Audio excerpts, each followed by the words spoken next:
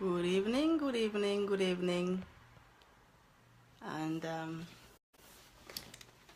welcome to our discussion today, Thursday, and we're going to be discussing scholarships and studying abroad. And I'm just going to wait a little bit so we can welcome some people to join us. And we are going to have, hopefully we will have some people joining us to share their experiences as well, and to, help out with the discussion in terms of their own personal experiences.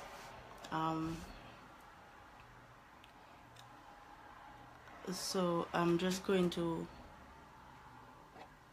get a few people to remind a few people about the event so they can tune in and we can have a full house. Let me see, there's one person on, there's one loyal person on already. Let me see who that is.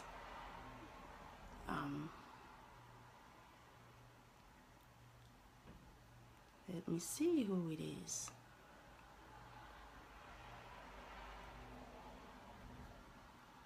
Okay, I'm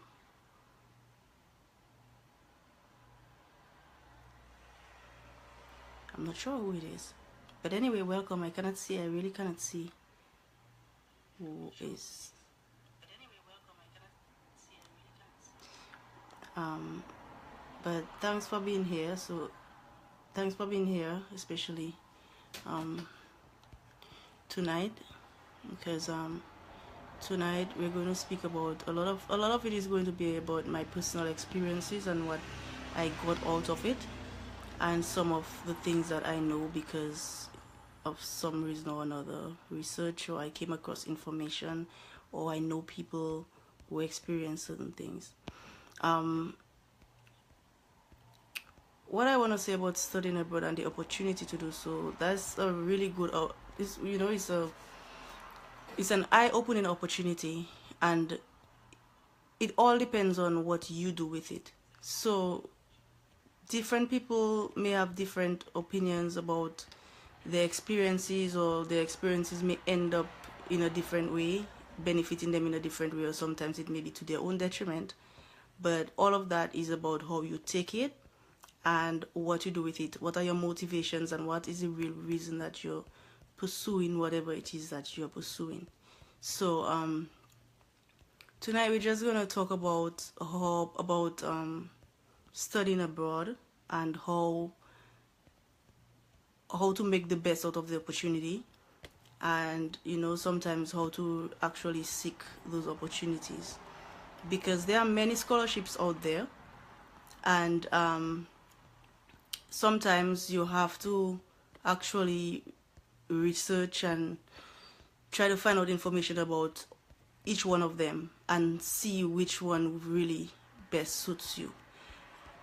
In my time, I think I had a few options, and I really did not know how China would work out, and I was kind of curious, and I wanted to do something that was just out of the ordinary. That was one of my main motivations.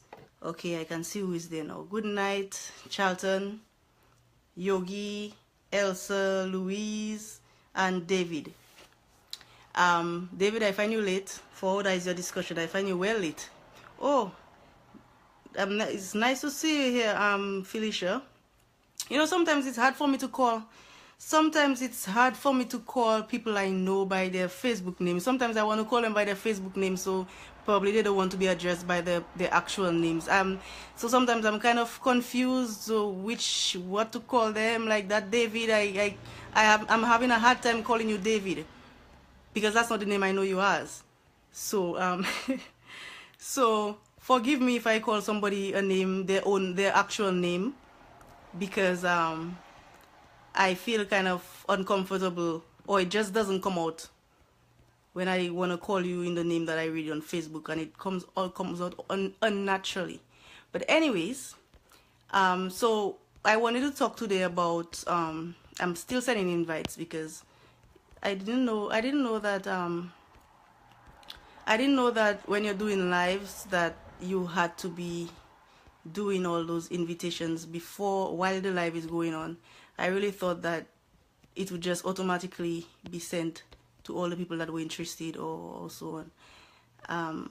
So that's why sometimes at the beginning of the video I am there just staring in the look. It seems that I'm just there staring into the phone, but actually I'm trying to get some people on. So anyway, let's move on. Let me just move on with the discussion. And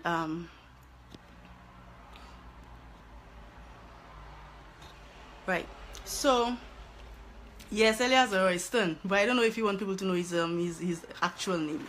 So anyways, so tonight I want to speak about scholarships and studying abroad. And having been a recipient of a scholarship 2 times, and studying abroad, albeit in the same country, in China, I think that my experiences, if I share my experiences or I share my knowledge or what I've picked up from, you know, the opportunity of being able to study abroad, I think that it could probably either help some people or broaden their minds or give them a little push and get them thinking, because I never had an idea that I would have gone so far, and I never had an idea that I would have gotten educated to that level.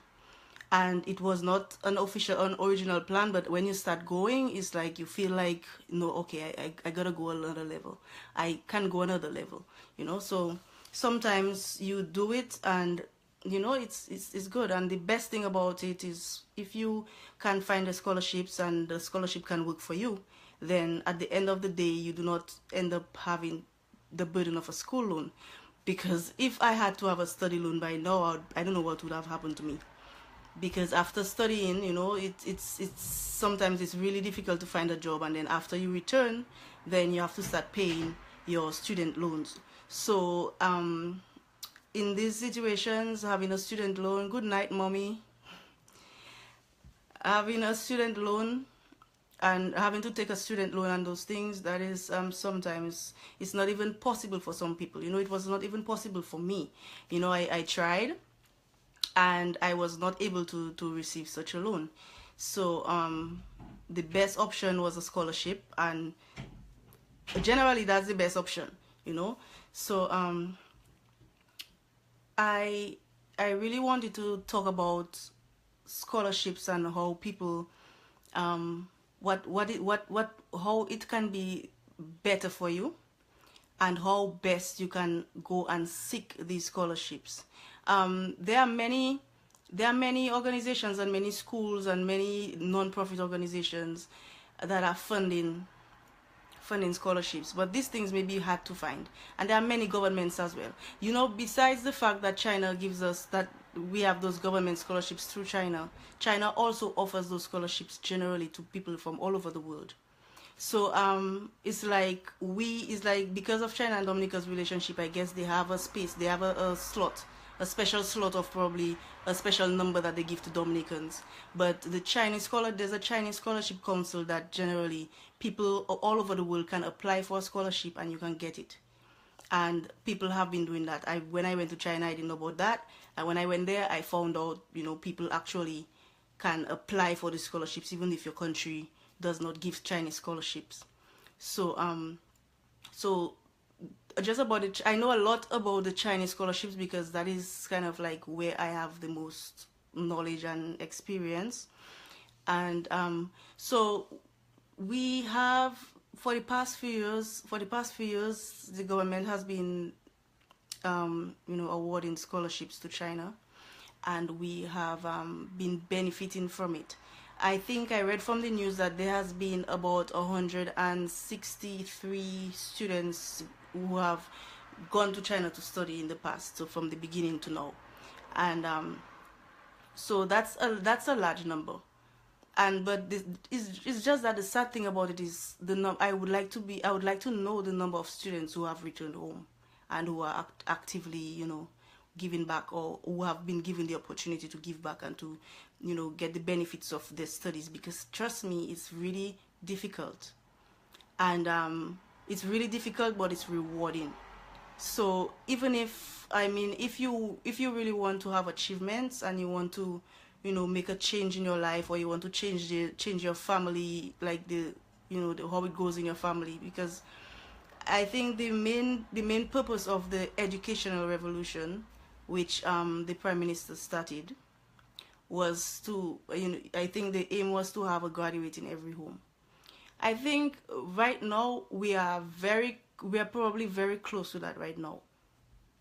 As I because a lot of people that we know, if not just from the Chinese scholarships or whatnot, we have people doing the UE Open Campus, and there's a lot of people that probably you know, that probably didn't even finish high school, or they probably didn't make it to CXC, or they probably didn't go to college, well, Clifton Dupini and so on in their time, and right now they do have their degrees because they are able to do that open campus, and they're able to study online, they're able to get scholarships and so on. So I think we have not reached that target, but we are well on our way to meet that target. And if people open their minds a little more, two things, because we have scholarships to, you know, Grambling University, we have scholarships to Midwestern State. There are a lot of students studying in those two universities, and they're doing quite well. I mean, at the beginning, you know, there's a lot of, you know, marring of the whole situation, and a lot of rumors and a lot of stuff. You know, people would just bring up to like talk bad about what was going on, the scholarship system. But I think like right now people kind of like ease up on it, and so you don't hear much about it anymore, about the bad things anymore. So I think the kinks, they probably, you know, ironed out the kinks, and things are working a little better. um yeah. Oh, is that information now available? Well, David, because China actually gives designated scholarships for Dominica, then you would have to apply through through the ministry. But like people in other countries, like Americans can apply and get that same scholarship as well. I've known a few Americans who went to school, who we met in China, and they found out about the scholarship, and so they went and they applied, and they did get the scholarship as Americans. So based on your country and the relationship that China has with your country, you would be able to apply even if your country doesn't have designated scholarships. For China, you are able to apply and get awarded a scholarship based on well, your application and your relationship, the country's relationship. If there's no diplomatic relationships between your country and China, like right now St. Lucia doesn't, because St. Lucia turned away from the Chinese, Chinese one China policy, and they turned back to Taiwan. So what happened was, when that happened, immediately all the scholarships that they were offering to St. Lucia got cut off.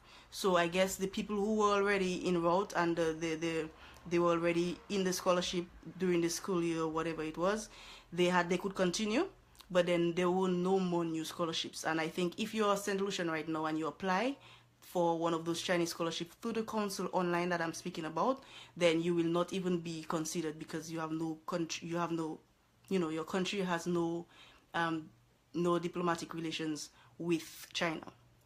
So the Chinese part, and as well, after a lot of students, Dominican students who study in China, at the end of their studies, or let's say they go to do their bachelor's degree, after doing their bachelor's degree, the schools themselves offer scholarships that they can get. I also know students who've gotten the actual school scholarships without having to come back to Dominica and apply, where they can get a scholarship to go and do their master's degree and so on. So those opportunities exist for these people who go to China. I'm sure they exist as well for students who go to Grambling and Midwestern and so on. I guess that would be based on, you know, it would all be based on their performance at the university and everything.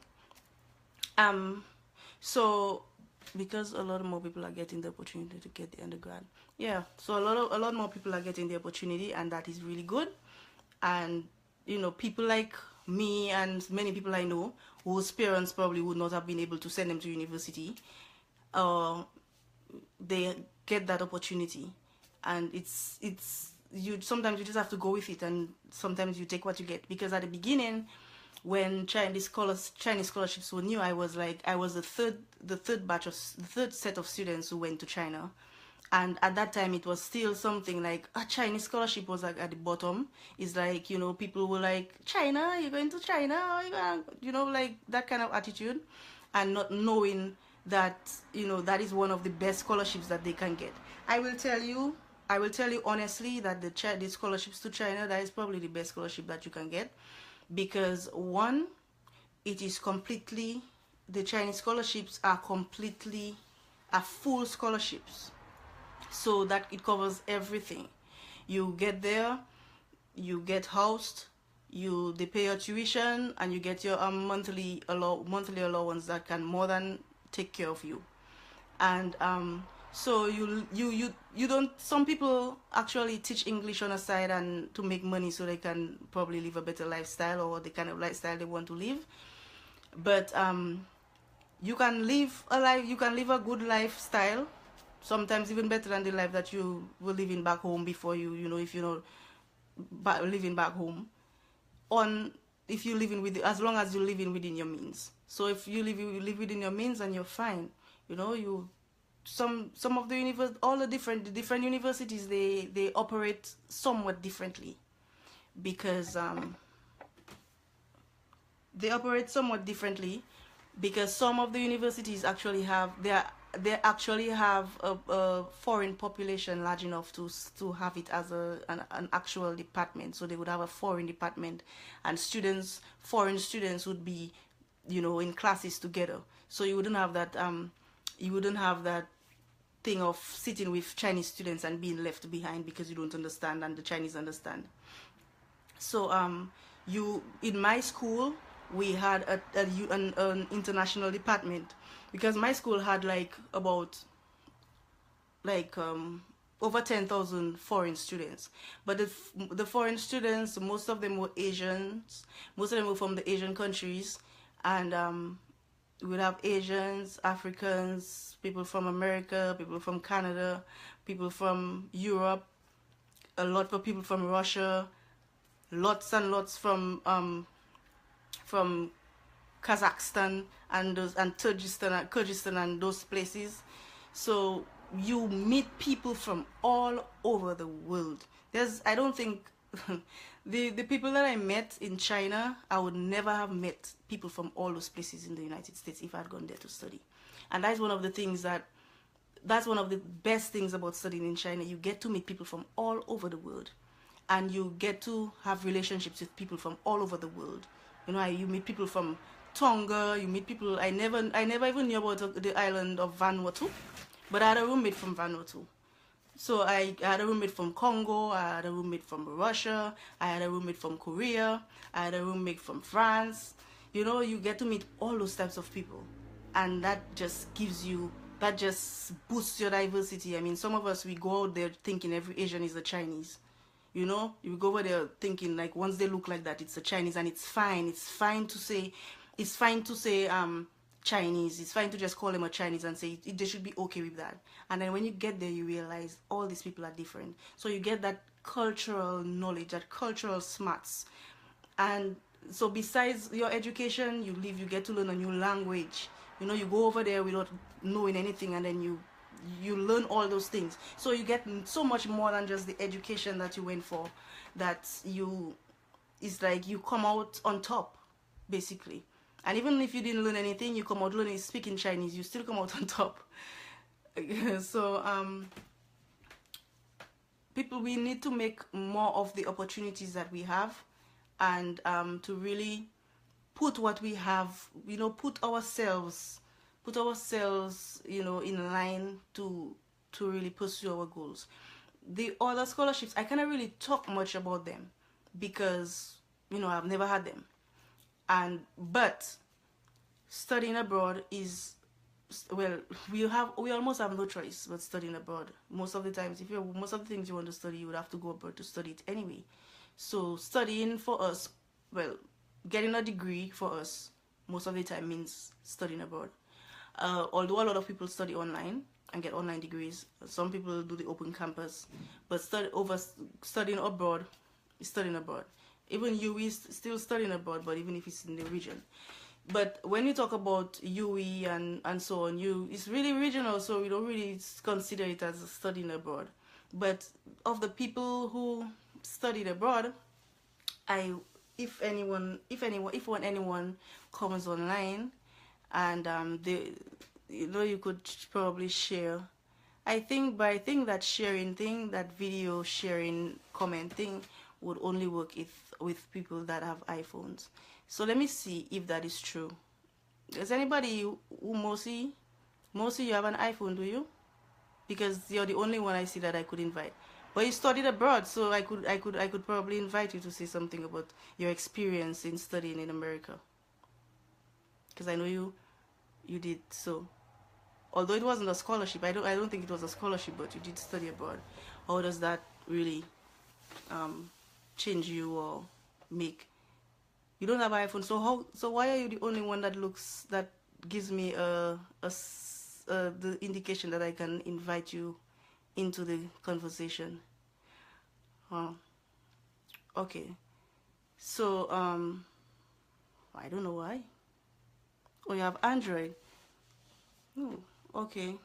So the other people know, the others oh, the others, oh, David, you too. So if you want to talk, you can talk as well. Oh, I think everybody can, but some of them are not showing it. All right then. So I think, people who are online with me right now, if there's anything you want to say to add to the conversation, you can indicate to me that you want to say something, and then I will let you say something. It's an added feature that I really want to use in my discussion, so that I could get not only me sharing my views, but other people can also share their views in the conversation.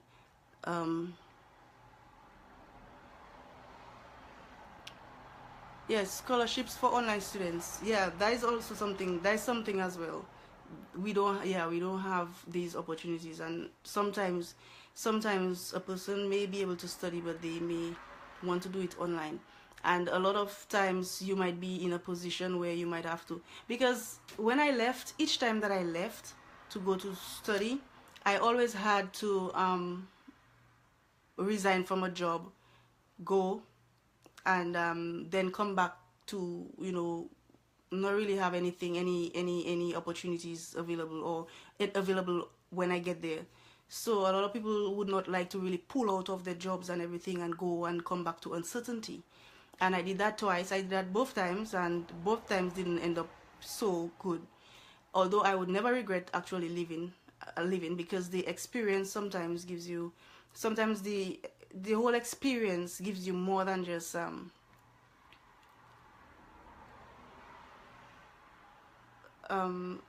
gives you more than just the basic education that you're looking to get. So sometimes, although online learning is good, I mean, if you're already grown, right, if you're already an adult, I think, and working on in your career and whatever it is, online may be ideal for you. But I think for young people that want to really go out there and learn about things and, expand their minds and so on, I think that the actual going out there and study really works better for them. So Mosi, would you like to share something with us? I really don't know much about American universities. I don't know if there's anything that you would like to say. If so, you can send a message, and you can message me, and you can just send a message saying that you would like to, because I'm going to find David right now to invite him to say something, because he has a lot. He was one of the people who mentioned that this is a topic that would be one of the things that he would like to speak about. So David, I'm going to invite you right now. So get ready, okay? Are you ready?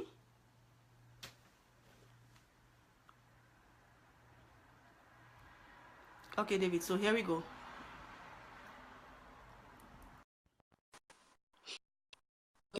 I think David on. Um, let's hear what he has to say about study abroad. What he mentioned that he would like to study abroad, and I don't know. I'm all right. Good night. Okay, good. So you this topic I think was sort of like basically catering to people like you who are interested in these things. So what really do you want to know? What do you really have? Do you have any particular questions or something that you'd like to share where you'd like to study, or what exactly you'd like to know about studying abroad and scholarships and so forth? So we Well, can, anybody in the audience, anybody else can share with you. well, for me personally, I am currently doing my bachelor's degree with Monroe College online. However, when I went to Mm-hmm. Ministry of Education to source funds and scholarship, I could only get grants, but not necessarily a scholarship. And I think it is limiting Mm-hmm. people who has families and other priorities who may want to stay in their job or within their career to get a degree online. You understand? I think most of their focus are on students who wants to go and study abroad and not necessarily the online students. However, I think if they concentrate Mm-hmm. on online students as well, the government could be saving, a little bit more in terms of cost because I believe that it would cost them less to study online than to actually Oh, you go break up. abroad. Go ahead. You were breaking up. You were kind of breaking up. So Okay. the Yeah. last part of what you said didn't come out. I mean, I was saying that if governments start to Mm-hmm. focus both on online and abroad, I believe that they would save on cost, especially for students who wants to study online, instead Mm-hmm. of Yeah. having their people leave their jobs or retire from their jobs to go Mm-hmm. away. They could have them here working and still going to school. Because for me, Yeah. I had to get a student loan, right? One. Mm-hmm. Plus, I had to get like grants from the government. Mm-hmm. So, it's a little bit tricky because there isn't any scholarship per se for online students unless if you get a direct scholarship from the school itself. You understand? For me, I am Mm-hmm. currently doing my bachelor's online. However, when it comes to my master's, probably I'd want to go out and get that experience because I've always wanted to go out. But because of my job for one and my other commitments, because if I leave now, I have my student loan to pay, so I Mm-hmm. can't just go and leave it. Somebody would need to Yeah, be you have a paying loan to that pay. that that Right. So you understand? So right Yeah. away, I'm young, but I already have that responsibility on my head. So I can't just pick up and say I'm going away and study. So I believe that the government needs to step in and provide a little bit more for people who wants to study online. You understand? So that was basically my comments for now. Yeah, what you say makes complete sense. Okay, I will what you say makes sense because we can not everybody can just leave and go. And I think there should really be an area of, but I will also say that I think I was applying when before I applied for the Chinese scholarship, I was applying for government assistance to because I was going to study somewhere in some other country, and I filled in an application for assistance, and that application was something that could have applied to online because there was the option. It was asking you if it is online or if it, but that was like 10, that was like how many years ago? That was like in 2005. And actually I was awarded, I was approved for it, for that assistance, but then that I couldn't really make the what it would cost me to study with my savings plus the assistance, and I couldn't get the loan to back it up. And the loan would not, and the bank would not give me the loan for some. The bank said that I can only give you a loan for the full amount for the entire degree. I cannot give you for 1 to 3 years. You must get it for the entire year. So I had to forget about it. So I think they did have, I don't know if they still have it, but they did have an assistance thing. I remember filling that form. It was a yellow form, I think, and I filled in, and it said something. It was asking whether it was online studies or it was, actually to go. Although it was not online studies I was trying to get, but the form did have something about online. So there may be, because there are many things that people are not aware of. So sometimes there are some programs, or there are some ways of funding that people are not aware of. So it is possible that that is probably available, because they did have an assistance thing that I did apply for, and I did get approved for it, but I did not take it because I couldn't get the entire amount that I needed. So you could probably research into that and find out about it. I don't know if it probably could have been something that was changed, but Yeah, well, I well, that is did. something I will look into tomorrow to see if it is still available. Yeah, so you can do some research to find out about it. All right. So thanks, David, No for problem. joining us and setting a pace. Right now, people will understand what I meant by making a video comment and actually making that sort of contribution to the discussion. So thank you very much for the first. Later. So keep on. Yeah. All right, no problem. Looks like how do I, Jenna, what? How do I end it though? I'm learning, so how do I end it? I'm not too sure. It's still going, David? Did it stop? Okay, I guess it stopped. Okay, so yeah. I still want, let me come to the comments because I was kind of not reading what was going on. So let me read what was going on while I was not looking at the phone.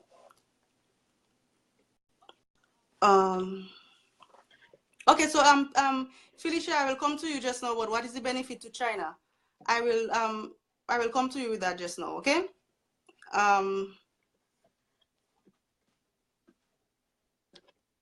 Okay, Musi, my experience was great studying in the US.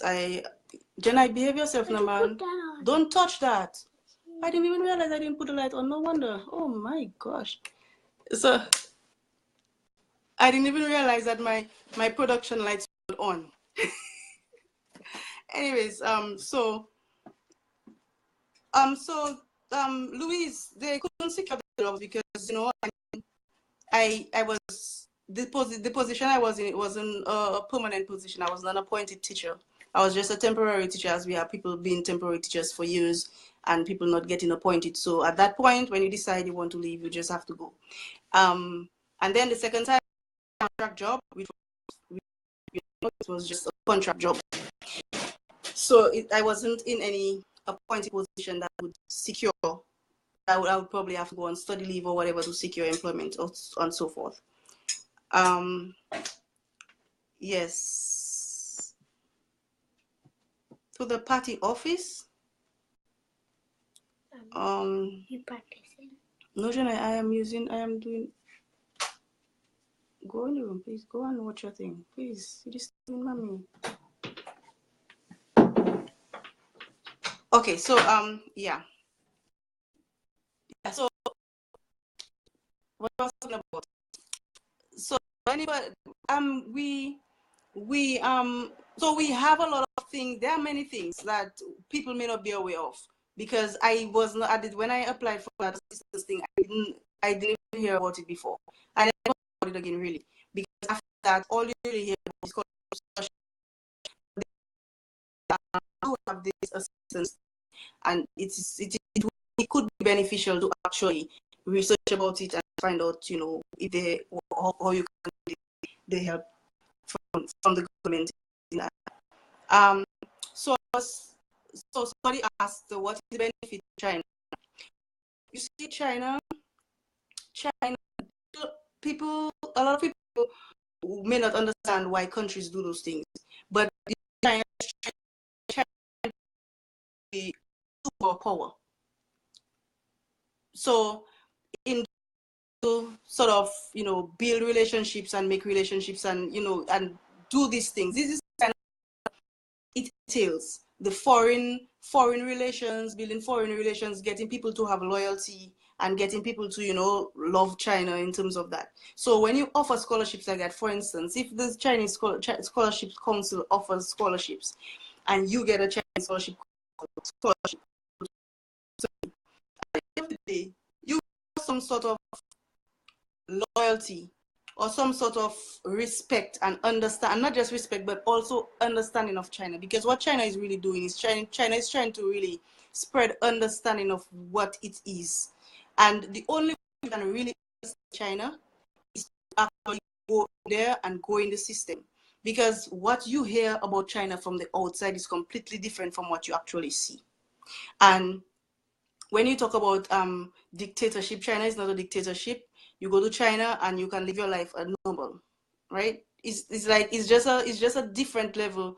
It's just a different level of it's just a different environment, totally.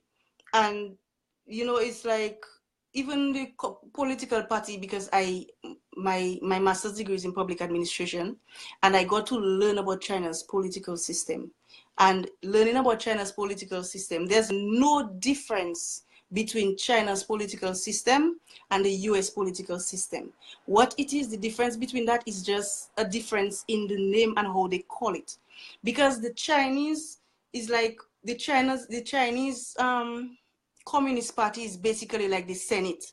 That's basically like what you call the Senate. And it's just different terms. And now because the party's name is Communist Party, and they run in the country, people just sort of relate it to communism. But China is not communist. And what they call themselves, things that translation. So Chinese call themselves Communist Party, and people call it communist. Chinese call it socialism with Chinese characteristics. That is the translation that it is called. So it's like you are not leaving your country that is a democracy and go into a dictatorship country. You basically go into a country where the political system is something that you don't understand. And right now, America is understudying China. All those countries, all those America, Europe, all of them, they are understudying China's political setup and China's political system, because they want to know what, because they're seeing that it's working, and they want to know what they can tweak their system to make it, a little more like how China is. If you don't believe me, you can go and look up a scholarship named something named the Schwarzman Scholars. So that is another scholarship that is that scholarship is not by the Chinese government. That scholarship is funded by rich Americans, including Henry Kissinger, Condoleezza Rice, and Schwarzman. Schwarzman is an American as well. It's a whole group of Americans that put together that this scholarship thing, where they're going to where they plan. Well, it is so that's the first year of their plan, that they want to create leaders of the world. And now in creating those leaders of the world, I believe that what they're teaching these young leaders are basically a political system that is going to probably be the new type of political system that is going to be run in different countries, especially the more developed countries. Now, never underestimate what Trump is doing, because there are things and machinations in place, right?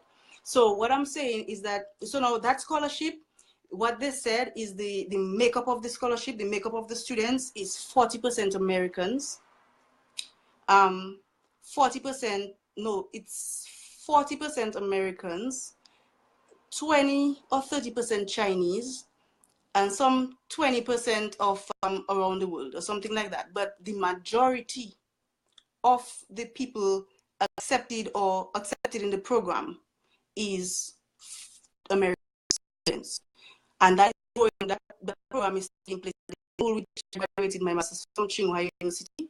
That is the #1 university in China. And another thing about that university is that all the Chinese past students of that school, and they learn their administration, whatever it is. So what I'm really saying is that I was actually made to be has actually built with that same system, that same that same program that they opened out and made into a program for majority of American students. The program that's a similar program that I graduated from. And so if you look up Schwarzman scholars, you will see all what they're talking about, and you will see Henry Kissinger and Condoleezza Rice and those other people that I don't identify, but they're very powerful and very influential in America.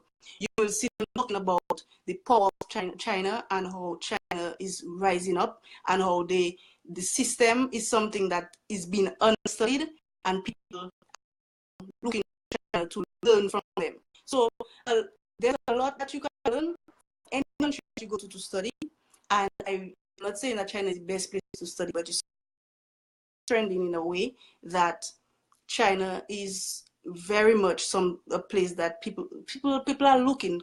When we went there, when I went to China, I met people from Germany studying there. You have people from Germany, you have people from Poland, you have people from Greenland, Iceland, Norway. You have people from all these places either going to school or working in China. So it's really a place that people, you know, if that scholarship you can really make a life and build yourself out of it. And even if you when I say make your life, I don't mean like I mean, there may be opportunities for you to do things career-wise, but there are many other things that you can learn that is more than just, you know, your degree content.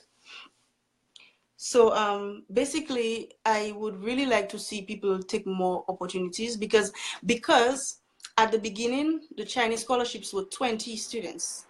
At the beginning, they were giving 20 scholarships. Right now, as we can see, there were only 12 scholarships given.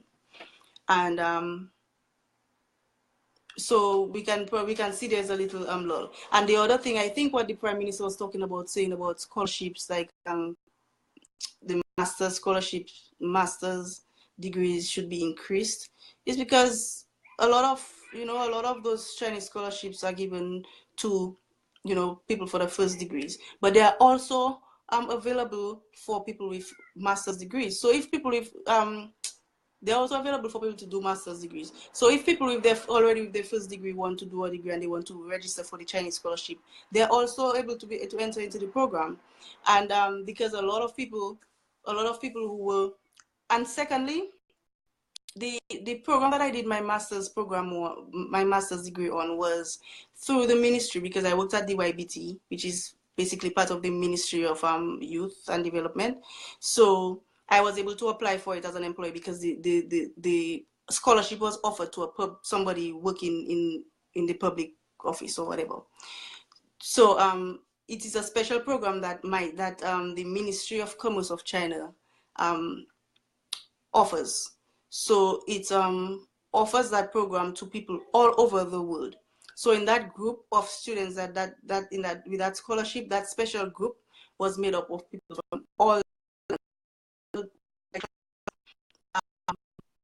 There were 23 different countries involved. So in my year, there were people from 23 different countries coming together to form that master's class. And it's very interesting. So even people who are working, but what I'm not sure about is, since I'm not sure if the program is still going on since they started that Schwarzman Scholars. So I don't think if they took the program and they changed it, but that program was actually offered by the Ministry of Commerce of China. And this Schwarzman Scholars is offered by, you know, the Rich of America. So I think the program I did is still there. So people who are working in the ministry, people who have ministerial jobs, and they are, you know, they already have their first degree, that is also another option for you to get a master's degree. It is only 1 year. And when I say 1 year, I mean actually 12 months. It may not be actually 12 months, because my time was just about 11 months. And it's very, you know, it's very compact, because it's a short time, so you have to work a lot really fast. And, you know, from the time you get there, you have to start writing your thesis. You have to know what you want to write your thesis about, and so on. But it was a very good program, because most of it was really practical. You know, there were as we know, well, people who do master's degrees will know that they're not really exams. You don't really get exams. You more or less get papers and research and so on.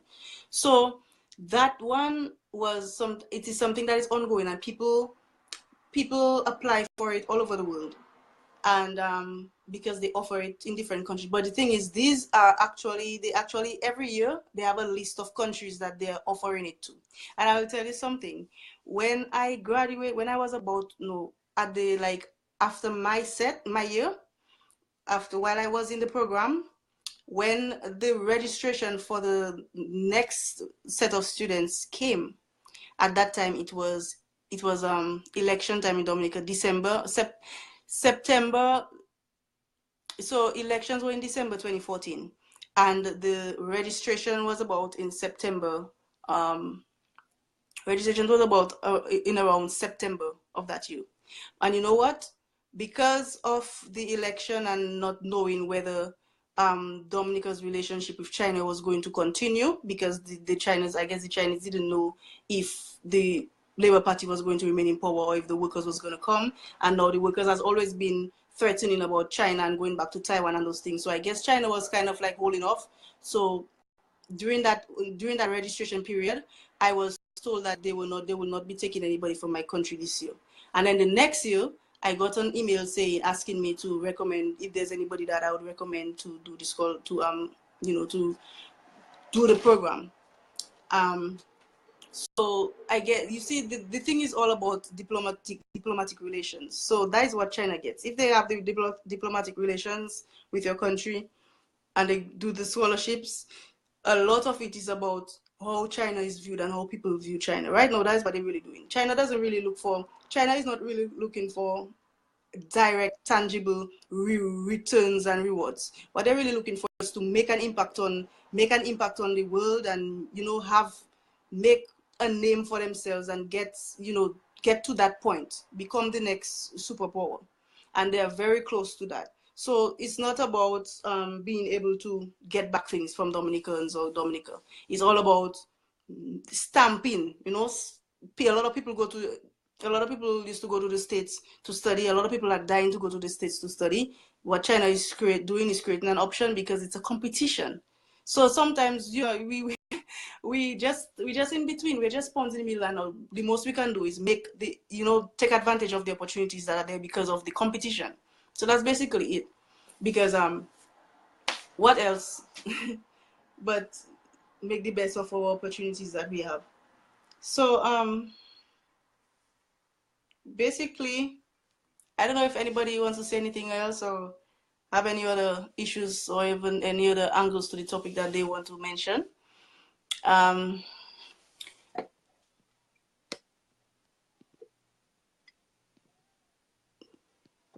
So basically that's what I wanted to say about studying abroad.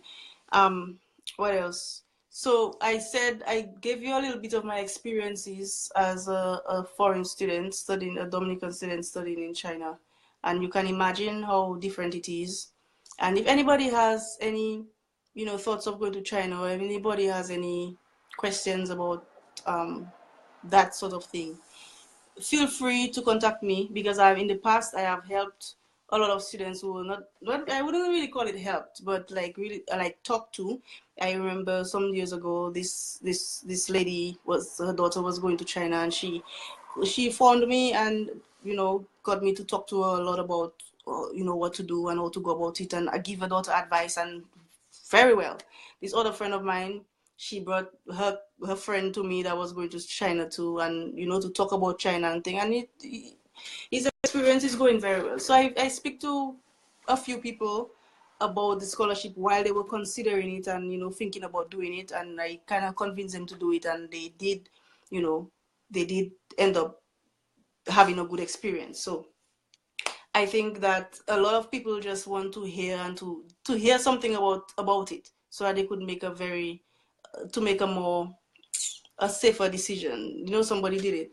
But the thing is, my case is different. I had to start all over from secondary level in the UK because I'm a resident. My CXC grades were no longer acceptable. Oh, GSA in Maths and English. Oh, okay. So Really? So how? But that system is, that's.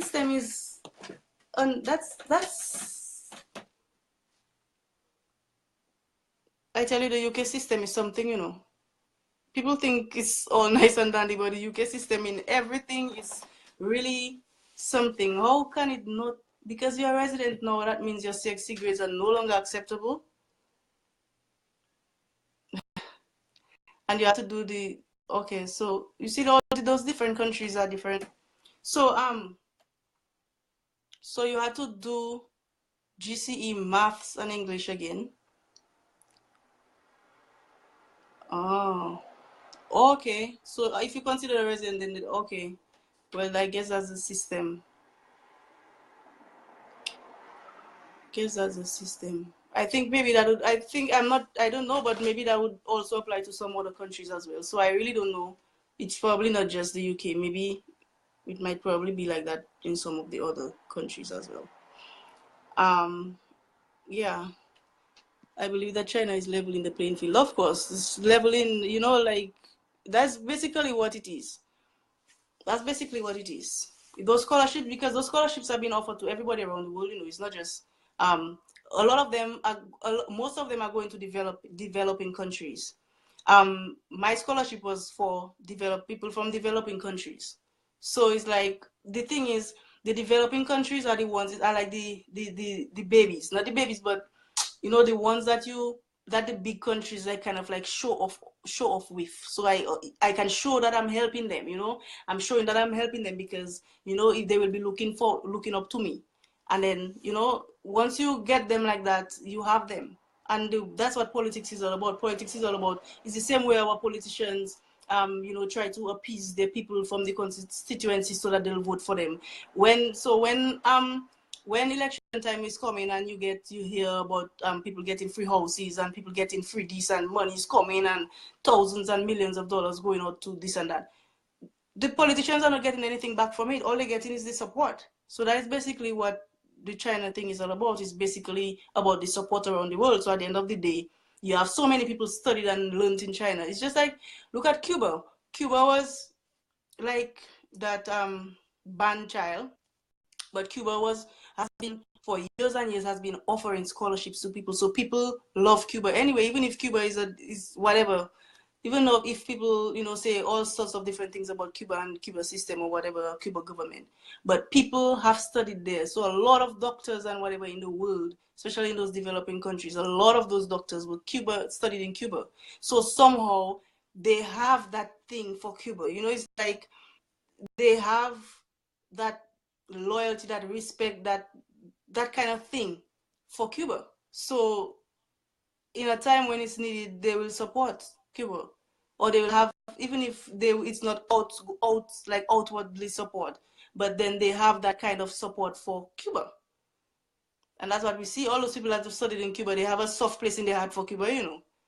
So all those people that study in China, they have a soft place in their heart for China. All those people that study in the States, they have a soft place in their heart for the States, you know. So China is just coming on the scene and trying to put themselves in the picture. So don't be afraid. Don't be afraid to accept a Chinese scholarship. You're not going to be pawned. You're not going to be, you know, used as some kind of collateral. It's just international relations. That's what it is. It's just international relations and foreign affairs, and you know, all that is just foreign affairs tactics and international relationship tactics that the government is using. um they don't accept GCE in the place of GCSE.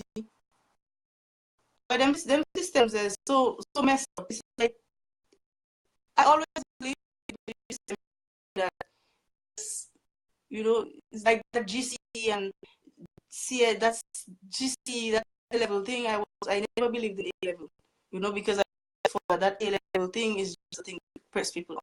Because we used to work so hard to get an A, was so hard, man. You do so much and it's like it's really hard to get an A. It used to be really hard. I think no, it's probably some probably changed before. You sit down and write a perfect essay, the teacher still giving you a C or a B. You teachers used to find it so hard to just give somebody an E. They always find something and say, oh, okay, it's a B. Anyways,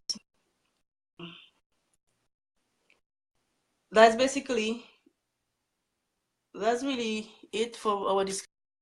Nobody, I'm not hearing anything else.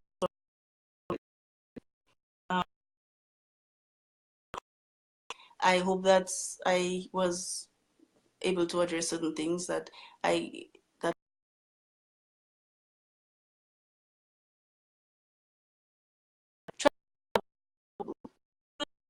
of education and try to find out what kind of assistance is available, not just the scholarships, but there are all assistance available.